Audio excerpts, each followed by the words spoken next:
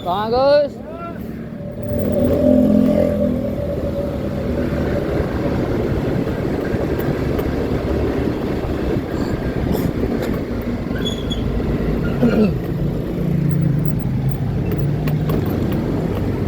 Pade. Mari.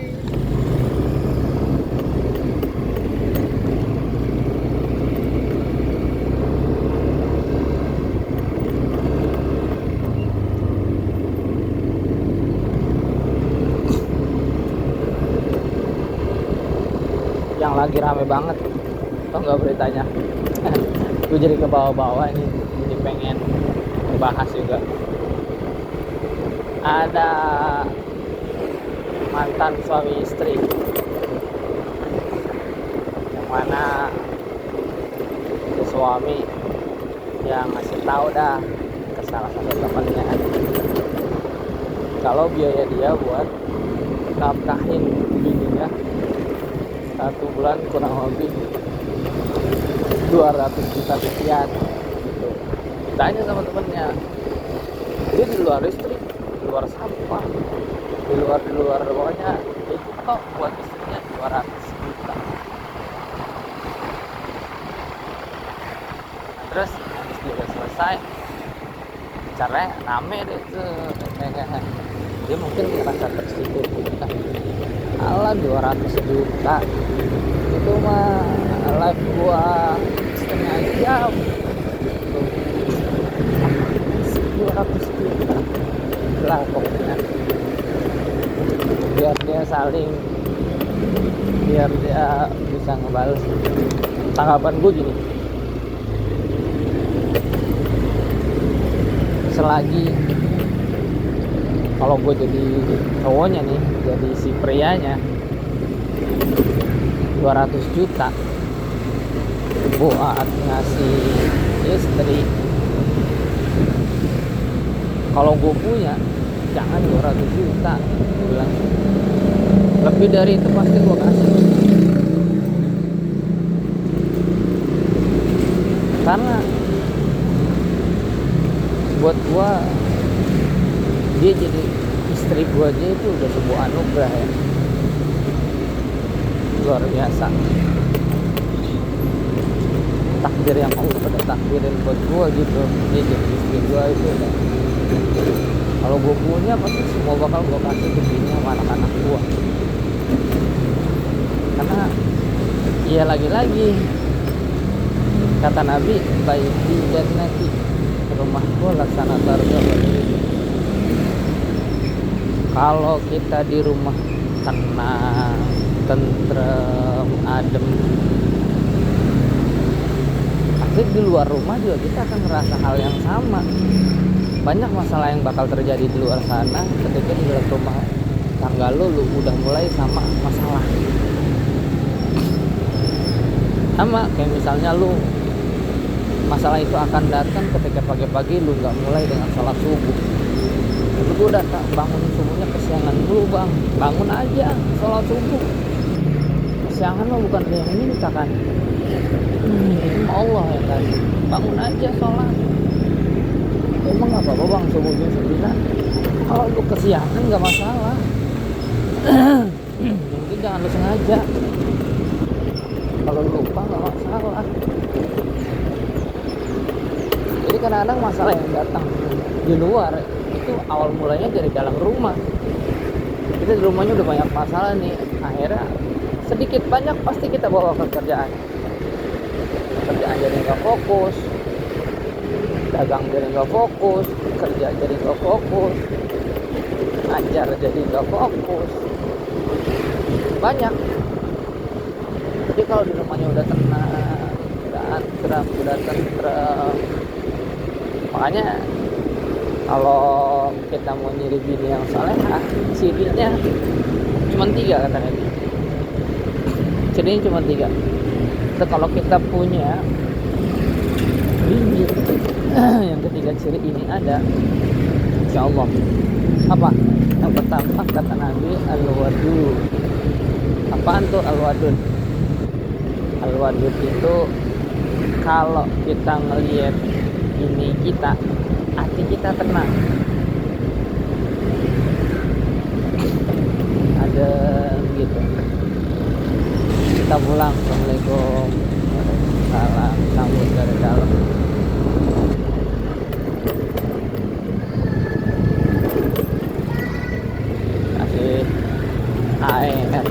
bukan kopi gitu, cuma air putih. Kayaknya udah jarang nemu begini gitu. Yang keseringan nih, ini kita berangkat masih tidur, kurang lagi main HP, seringan. Jarang tuh ketemu ada gitu.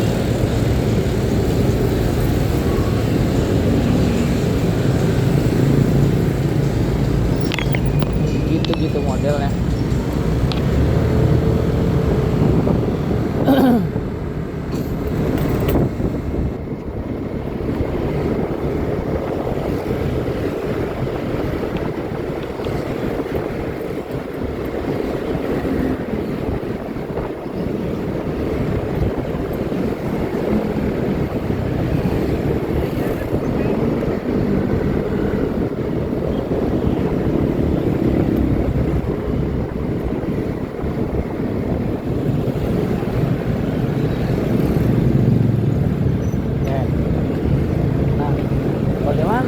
Harusnya sikap si istri setelah tahu itu, harusnya si istri jangan tersinggung loh. Memang itu yang diberikan kan sama si suaminya, tidak usah tersinggung.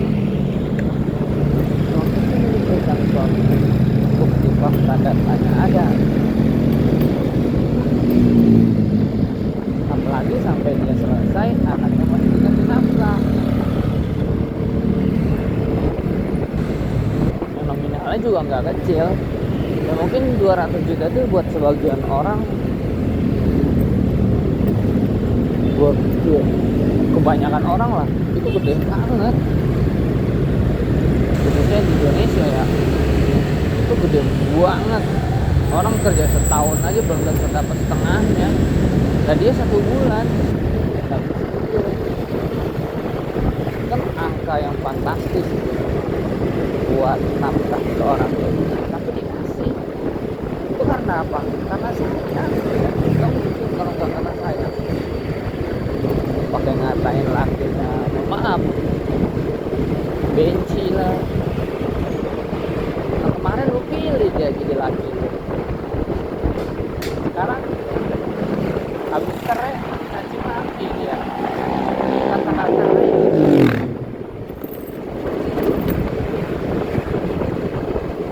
gua sangat menyayangkan itu gitu. Karena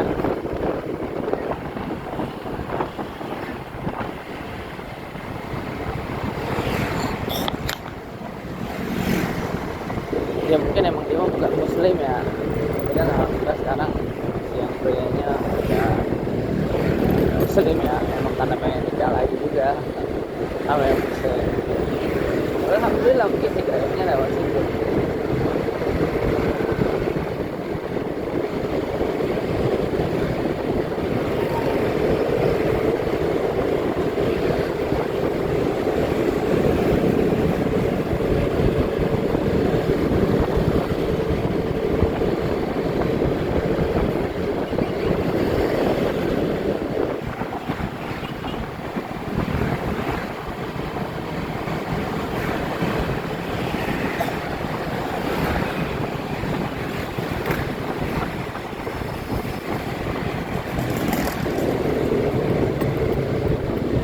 Ya intinya gini, suami istri itu harus kayak baju. Kalau kata Quran tuh, kunna libasul lakum wa antum libasul lakum. Kau adalah pakaian bagi istrimu, dan suami juga pakaian bagi dan istri juga pakaian bagi suaminya.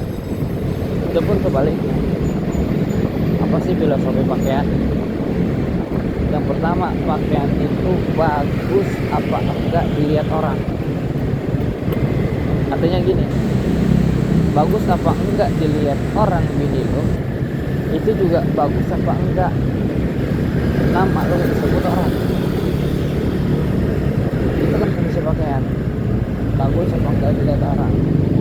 Kalau bini lo bagus, orang pasti ngomong, buset, ini siapa itu, si rapi bininya, oh mantep, enak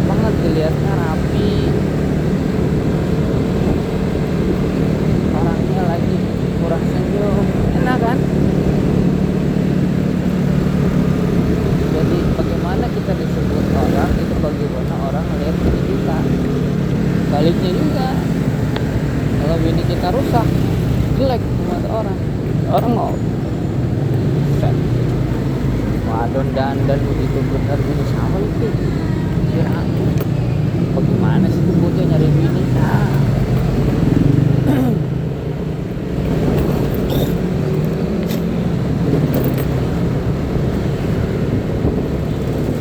begitu.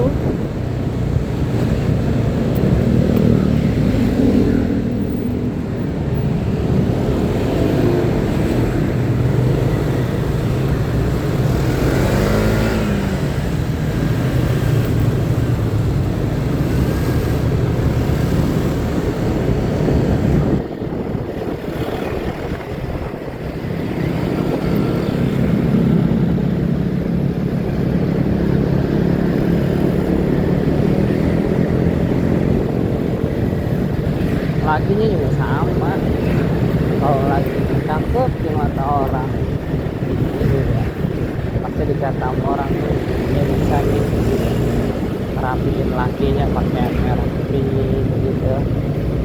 Coba laki mana gampang gomong jelek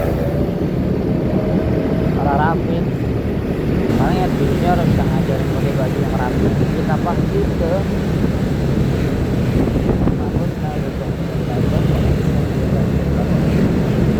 Kedua, nutup aurat. Baju itu fungsinya buat nutup aurat. Jadi fashion nomor sekian, nomor satu aurat. Kadang-kadang kita terbalik sih. Terbalik kita kadang-kadang. Pakaian yang pertama fashion, aurat nomor 1000. Akhirnya ya pakai baju begitu dah perempuan ya, pakai baju adanya kecilan ser kemana-mana mending cakep banyak bentuknya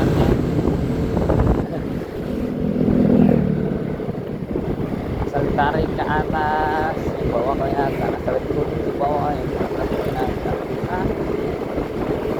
Fashion dulu bukan aurat. Apa maknanya? Artinya suami istri harus bisa menutup aib masing-masing. Si laki nutupi aib bininya nutupi aib lakinya. Jangan justru sebaliknya saling bongkar. Nih kamu begini nih kalau di rumah nih, nah, kalau tahu ya nih jadi gue begini nih kalau di rumah nih gitu. Kalau tahu gue pantas begitu. Nah, terus sih ini balas abang kalau di rumah juga begini nih begini tuh asal tahu gue zaman di rumah tuh ngomong kemana-mana gitu. Akhirnya di luar orang pada tahu dapur kita, diomongin dah kita di luar, kesel kita diomongin pun kan orang karena mulut kita juga ya, artinya kita perlu bisa saling jaga aib satu sama lain, bisa jaga aib lakinya istri suami, bisa jaga aib istrinya keburukan. Kalau yang baik kasih tahu nggak masalah, baik. Tapi kalau buruk penting. Kalau kata Nabi, man satara ayyubal khalqi satarahullahu ayyubahu yaumal qiyamah. Siapa orang yang menutupi aib hambanya, hamba Allah, manusia, istri kita juga kan manusia, hamba Allah juga, maka Allah akan tutup aibnya di hari kiamat. Bahkan kiamat nanti ada CCTV disetel dalam kita dari awal sampai akhir. Nah udah lama jelek malu.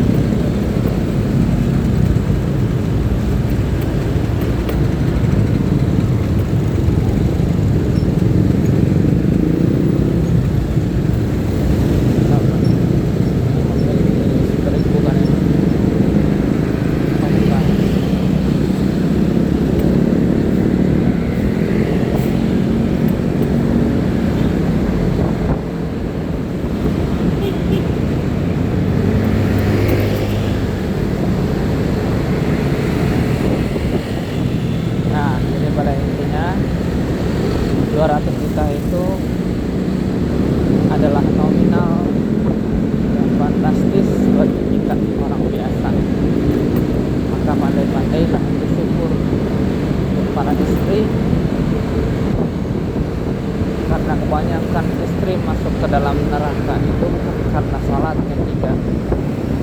Kadang-kadang sholatnya lebih rajin dari lakinya. Bukan karena puasanya, tidak. Kadang-kadang puasanya lebih rajin dari suaminya. Bukan karena sedekahnya, enggak. Kadang-kadang ini paling peka sama bagi orang timbang laki. Bukan karena baca Qurannya, enggak. Kadang-kadang kan ini waktu yang banyak baca Qurannya. Tapi apa yang menyebabkan kebanyakan wanita masuk ke dalam neraka? Kata Nabi, "Kunna yakfurna al-ashir." Mereka kebanyakan enggak bersyukur punya suami. Jangan 200 juta aja, punya suaminya aja sebenarnya kudu bersyukur. Pada intinya adalah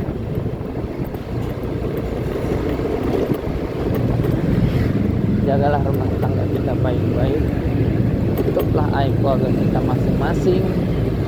Kita tutup aib istri kita tutup aib suami kita tutup aib anak-anak kita. Jaga mereka, tuntun mereka, ajarkan mereka tentang agama. Gak ada anak yang akhlak yang mulia tanpa agama, gak ada. Semua sumber akhlak mulia itu agama. Makanya ajarin anak-anak kita agama, ajarin dia ngaji, ajarin dia baca Quran, ajarin dia berakhlak bagaimana dengan orang-orang, bagaimana dia berakhlak kepada temannya, bagaimana dia berakhlak kepada kedua orang tua. Itu yang akan menghargai mereka untuk menjadi anak-anak yang kelak menjadi generasi bangsa yang baik. Yang bisa saya sampaikan. Udah gitu aja lah ya, kita sambung lagi.